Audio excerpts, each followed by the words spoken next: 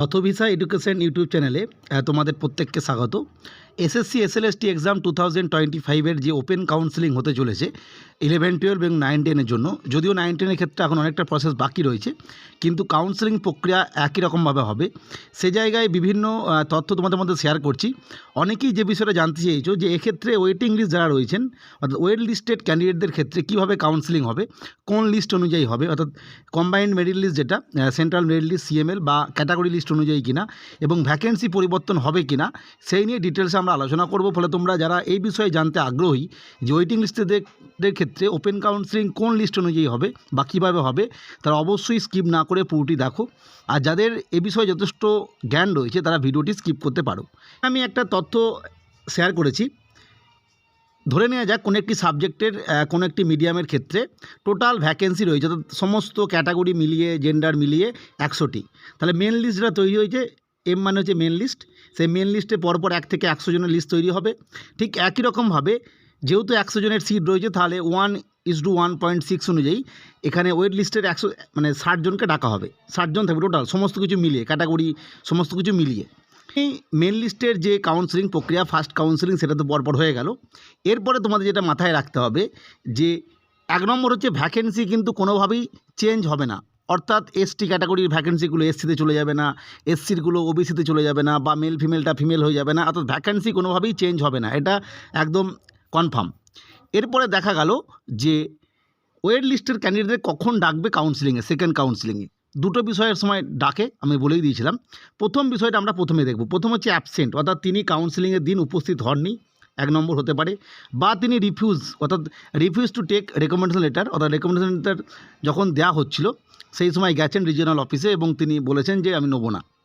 অথবা multiple rank ছিল, একটা ক্যাটাগরি চয়েস করেছেন, মেল ফিমেল চয়েস করেছেন, অটোমেটিক্যালি ফিমেলটা অ্যাবসেন্ট হয়ে গেছে, মানে একটা ভ্যাকেন্ট তৈরি হয়ে গেছে, এইভাবে হতে পারে। তাহলে ফার্স্ট কাউন্সেলিং হয়ে যাওয়ার পর 1 নম্বর যে কারণগুলো বললাম সেই অনুযায়ী যে কটা সিট ভ্যাকেন্ট হলো তাদেরকে সেকেন্ড কাউন্সেলিংয়ে ডাকবে। ধরে নেওয়া যাক যে জেনারেল মেল ফিমেলের মোট সিট 30টা, সেখান থেকে ধরে নিচ্ছি একটা সিট ভ্যাকেন্ট হয়ে যায় আলোচনা সুবিধার্থে। ঠিক একই রকমভাবে জেনারেল ফিমেলের ক্ষেত্রে একটা, জাস্ট আলোচনার জন্য বলছি। এছাড়া এসসি ফিমেলের ক্ষেত্রে একটা, এবং ধরে নিচ্ছি এসটি মেল ফিমেলের ক্ষেত্রে 2টো, জাস্ট আলোচনা সুবিধার্থে। বাকি কিছু ভ্যাকেন্স হয়নি, অর্থাৎ সেক্ষেত্রে টোটাল সিট মানে প্রথম কাউন্সেলিংয়ের পর পুরোটাই ফুল হয়ে গেছে। তাহলে মোট এখানে আমরা দেখতে পাচ্ছি টোটাল সিট থাকছে 5টা, 5 জনকে সেকেন্ড কাউন্সেলিংয়ে ডাকবে, আলোচনার সুবিধার্থে বলছি। তাহলে এইখানে ওয়েট লিস্টে যে সিরিয়াল নাম্বার তৈরি হয়েছে 1 থেকে 60, সেখানে কিন্তু প্রথম 5 জনকে ডাকবে না, এটা কিন্তু মাথায় রাখতে হবে। যদি প্রথম 5 জনকে ডাকে সেক্ষেত্রে কিন্তু এসএসসি যে নির্দিষ্ট ভ্যাকেন্সি প্রকাশ করেছে সেটা মিলবে না, বা ক্যাটাগরি ওয়াইজ যে ভ্যাকেন্সি সেটা চেঞ্জ হয়ে যাবে। কারণ ধরে নেওয়া যাক এই যে এসটি মেল ফিমেল 2 জন, অর্থাৎ 2 জন এসটি মেল ফিমেলকে ডাকতে হবে, কিন্তু এই যে 1 থেকে 160 র্যাঙ্ক দেওয়া হয়েছে, এখানে কিন্তু কোনোভাবেই দেখা যাবে যে এসটি মেল ফিমেল যাদের কথা বলছি 2 জন, তাদের র্যাঙ্ক আছে হয়তো 41, 43 হতে পারে, আমি কথা বলছি।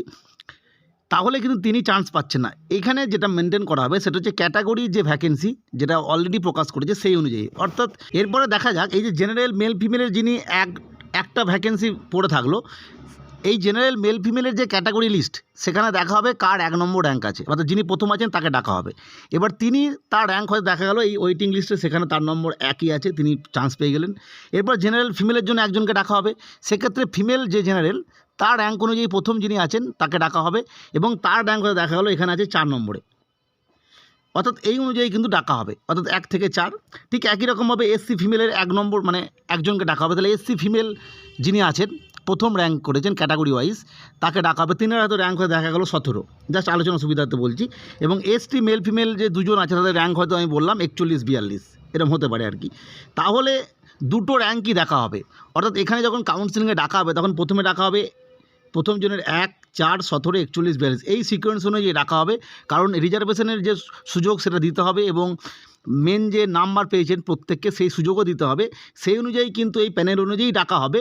কিন্তু ওয়েট লিস্টে যে 1 থেকে 60 পরপর 5 জনকে ডাকা হবে না। সেক্ষেত্রে ডাকলে আমি পূর্বেই বললাম ক্যাটাগরি ওয়াইজ যে ভ্যাকেন্সি সেটা মিলবে না, এবং সেটা নিয়ে সমস্যা হবে। ওয়েট লিস্টের ক্ষেত্রে অবশ্যই ক্যাটাগরি অনুযায়ী যে র্যাঙ্ক আছে 1, 2, 3, 4 করে সেই অনুযায়ী ডাকা হবে।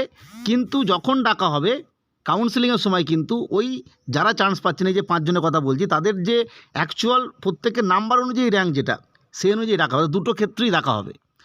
2 নম্বর বিষয় নন জয়নিং ক্ষেত্রে। নন জয়নিং ক্ষেত্রে মাথায় রাখতে হবে নন জয়নিং কিন্তু হঠাৎ করে হবে না, অনেকটা সময় লাগে, এবং নন জয়নিং যখন হবে তখন সেই অনুযায়ী একই রকমভাবে ডাকা হবে। তবে এক্ষেত্রে মনে রাখতে হবে নন জয়নিংয়ের ক্ষেত্রে কিন্তু অনেক সময় এই যে কম্বাইন্ড মেরিট লিস্ট সেটা ফলো নাও হতে পারে, কারণ তোমরা বুঝতেই পারছো নন জয়নিং হঠাৎ করে দেখা গেলো একটা যে ST female category non joining seat update হয়েছে, এই মুহূর্তে কোনো ক্যাটাগরিরই সিট আপডেট হয়নি, তাহলে তাকেই ডাকা হবে প্রথম দিকে। পরবর্তী ক্ষেত্রে দেখা গেলো জেনারেল মেল ফিমেলের একটা সিট আপডেট হয়েছে, তখন তাকে ডাকা হবে। অর্থাৎ প্রথম যে সেকেন্ড কাউন্সেলিংটা হবে সেক্ষেত্রে কিন্তু অ্যাবসেন্ট, রিফিউজাল এবং মাল্টিপল র্যাঙ্ক অনুযায়ী সেক্ষেত্রে দুটো ক্যাটাগরি দেখেই ডাকা হবে। এবং নন জয়নিংয়ের ক্ষেত্রে তখন যদি সংখ্যাটা খুবই কম থাকবে সেক্ষেত্রে হয়তো পরপর যেমন র্যাঙ্ক আপডেট হবে, মানে ভ্যাকেন্সি আপডেট হবে, সেই অনুযায়ী ডাকা হবে।